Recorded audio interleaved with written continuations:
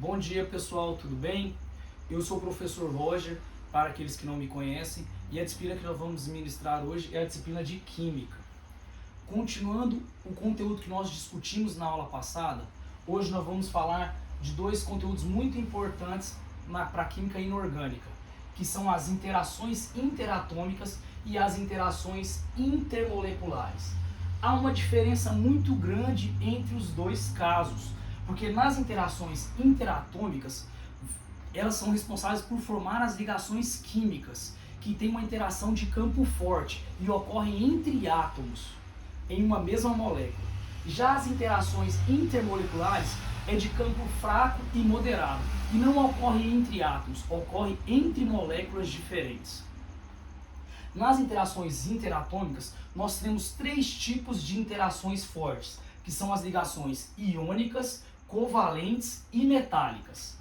As interações iônicas ocorrem entre metais e ametais. Nós discutimos na tabela, nas aulas anteriores, que os metais podem ser classificados como representativos, de acordo com a minha tabela aqui de coloração verde, e como metais de transição.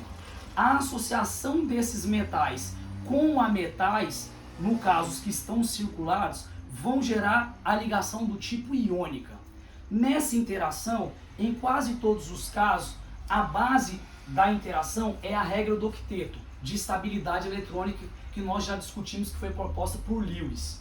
E nessa regra do octeto, os metais funcionam como doadores de elétron, e eles irão transferir os elétrons quando em contato com os ametais, que são mais eletronegativos e funcionam como receptores de elétron. Nesse caso, a gente pode ver um exemplo simples presente num sal chamado fluoreto de sódio. Quando eu associo o metal representativo da família 1A, sódio, que tem um elétron na sua última camada, conforme a sua distribuição eletrônica de 11 elétrons, a interação do tipo ligação iônica ocorre apenas na última camada, que nesse caso é o seu terceiro período.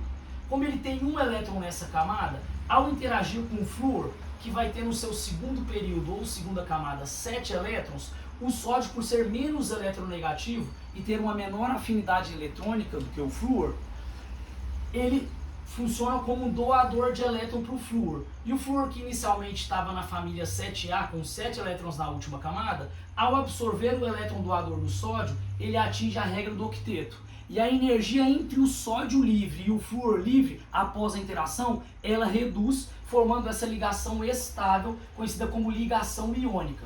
O termo iônico se refere, após a interação, a uma formação de um retículo cristalino por interação eletrostática entre os íons sódios, que são chamados de cátion, que assumem uma carga positiva quando eles transferem esse elétron doador para o flúor, e o íon fluoreto, que recebe esse elétron doador do sódio e assume uma carga final negativa. Essa interação entre o íon positivo e o íon negativo se repete alternadamente, formando um retículo cristalino, que é a estrutura dos sais iônicos. O caso mais comum que nós temos no cotidiano, como exemplo, é o nosso sal de cozinha. E a diferença entre o fluoreto de sódio, no meu exemplo aqui, entre o cloreto de sódio, que é o sal de cozinha, é só a substituição do ametal flúor pelo ametal cloro, formando então o ânion cloreto e o íon sódio. E a associação do nome formaria então o cloreto de sódio. Bom, essa é uma interação muito forte e garante propriedades físicas para esses compostos iônicos bastante intensas, como por exemplo, elevado ponto de fusão, elevado ponto de ebulição, relativa dureza, como também densidade superior à densidade da água. Além disso, todos esses compostos iônicos que se manifestam naturalmente como sais se encontram na temperatura e pressão ambiente no estado sólido. O segundo tipo de interação interatômica são as ligações covalentes. E as ligações covalentes ocorrem entre ametal e ametal, diferente da ligação iônica. Então, geralmente a gente vai ver nos casos mais comuns a interação entre esses átomos, que pode ser uma interação entre átomos iguais ou átomos diferentes. Só que nesse caso não há um doador de elétron e um receptor de elétron, e sim um compartilhamento. Porque ambos tendem a atingir a regra do octeto. E para isso, como eles têm a característica de receptores de elétron, ambos na interação vão compartilhar esses elétrons para atingir a estabilidade energética. Um exemplo comum do nosso dia a dia é o ar que respiramos, o caso do oxigênio. A interação entre os seus átomos interatômica ocorre do tipo de ligação covalente, pois ambos os átomos de oxigênio são ametais. E na interação, se a gente for olhar a distribuição eletrônica deles, na última camada, no segundo período, o átomo de oxigênio tem 6 elétrons. Quando eles se interagem entre si, dois átomos, vai formar a molécula de oxigênio. E a ligação entre esses átomos interatômica ocorre pelo compartilhamento de 2 pares de elétron entre os átomos.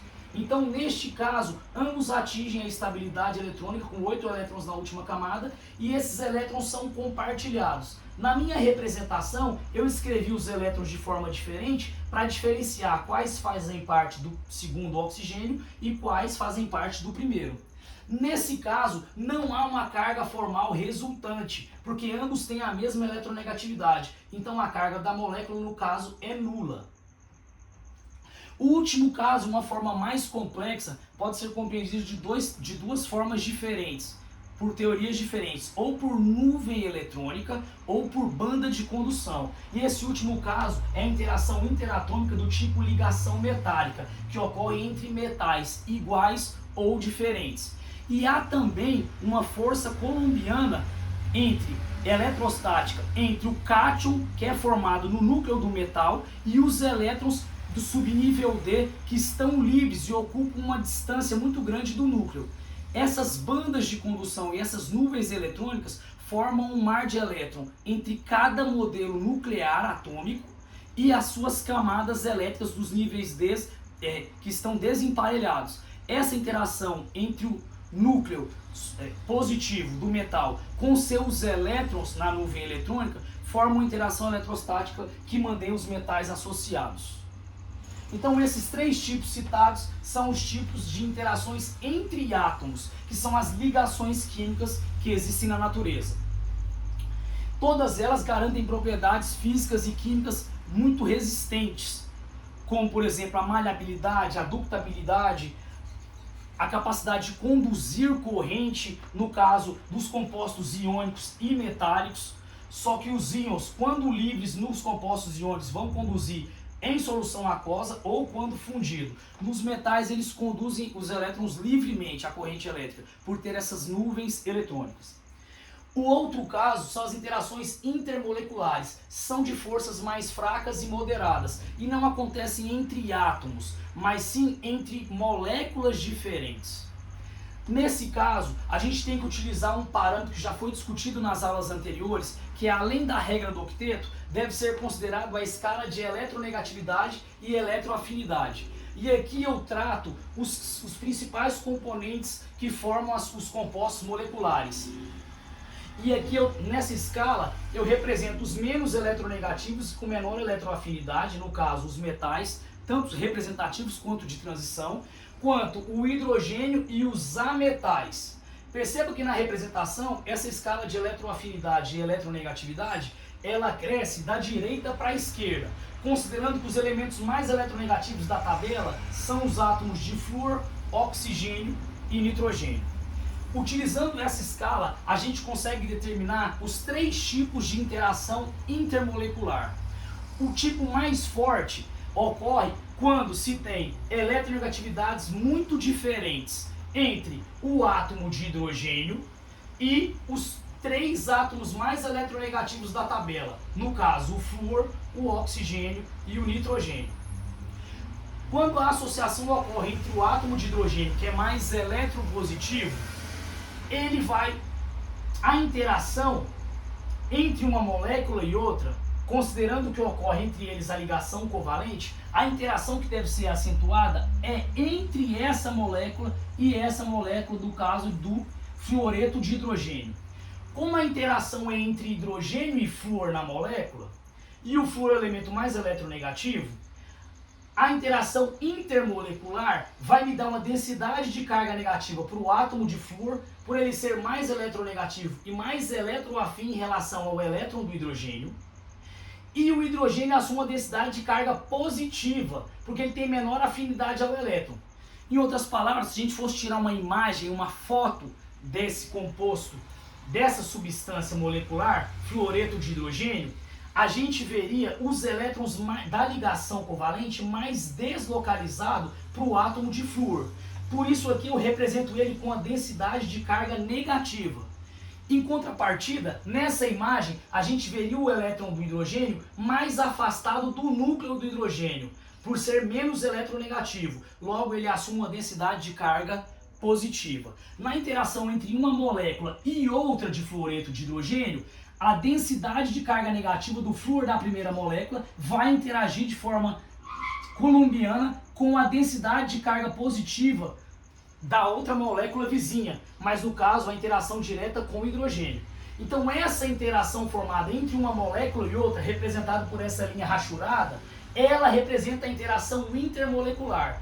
Mas como traz o elemento mais eletropositivo, considerando os metais, e os elementos mais eletronegativos, então isso não ocorre só com flúor, mas ocorre também com o hidrogênio e o oxigênio, e o hidrogênio e o nitrogênio, como a interação é mais forte e as densidades de cargas positivas e negativas são mais intensas, essa interação intermolecular é tratada pelos livros didáticos como uma ligação de hidrogênio, porque ela ocorre especialmente com os elementos mais eletronegativos associados ao hidrogênio, mas ela não é uma ligação. Como ela é muito intensa, eles chamam ligação de hidrogênio, mas de fato ela é uma interação intermolecular.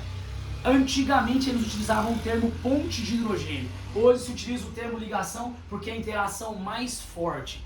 Moléculas que têm esse tipo de interação, as substâncias que as formam têm maiores pontos de fusão, de ebulição, maiores densidades, por essa característica de interação ser muito forte. Os outros dois casos restantes das interações intermoleculares ocorrem com átomos, por exemplo, de ametal associado ao hidrogênio, que não são tão eletronegativos quanto o flúor, o oxigênio e o nitrogênio. Mas há uma discrepância mesmo assim de eletronegatividades. Quando a gente pega, por exemplo, o brometo de hidrogênio, que é um dipolo-dipolo ou dipolo permanente, como o bromo é menos eletronegativo do que os casos iniciais da ligação de hidrogênio, que foi comentado acima, a interação não é muito forte e a diferença de densidades eletrônicas também não é muito elevada. Logo, essa interação entre a molécula de brometo de hidrogênio com a outra molécula vizinha de brometo de hidrogênio é uma interação mais fraca, menos intensa. Então, as propriedades físico-químicas do dipolo permanente são inferiores quando comparadas com a ligação de hidrogênio, com os compostos que formam a ligação de hidrogênio. Então, o dipolo permanente é o segundo tipo de interação intermolecular que tem uma força de interação moderada entre as moléculas, que podem ser moléculas iguais ou moléculas diferentes na interação. E o último caso, e o mais simples, com interações mais fracas, ocorrem nos compostos, por exemplo, derivados do petróleo, onde a eletronegatividade é extremamente semelhante. Por exemplo, nos compostos, nos hidrocarbonetos. Hidrocarbonetos são compostos que têm hidrogênio e carbono. Se a gente olhar a escala de eletronegatividade, como o hidrogênio e o carbono têm eletronegatividade muito semelhante, eles vão formar moléculas que são do tipo apolares, que praticamente não apresentam densidades eletrônicas por ter eletronegatividade e eletroafinidade muito diferente. Logo, nessa interação, o que ocorre na formação de interação entre as moléculas, que mantém essas moléculas coesas, são um tipo de indução eletrostática. Neste caso, as propriedades físico-químicas desses compostos que são apolares são muito menos intensas. Então esses compostos, na maioria dos casos, aqueles que têm massa molecular pequena, todos se manifestam no estado gasoso, têm alta pressão de vapor, baixa temperatura de fusão, baixa temperatura de ebulição. e não se misturam com a água também, porque a água, se a gente for pegar um exemplo, é uma interação do tipo ligação de hidrogênio entre o hidrogênio e o oxigênio. É uma molécula que tem densidades de carga eletrônica muito acentuada. Logo, essas moléculas não se misturam com as moléculas derivadas do petróleo, porque elas têm uma natureza polar, enquanto as moléculas derivadas do petróleo, que são por dipolo induzido, possuem natureza apolar. Então, aqui a gente diferenciou nessa aula de hoje as interações entre os átomos, que são ligações químicas, e as interações entre as moléculas, que são interações intermoleculares. E nos dois casos ocorrem de 3 maneiras distintas, e as propriedades físico-químicas também são muito diferentes. Pessoal, espero que vocês tenham gostado. Um bom dia e obrigado.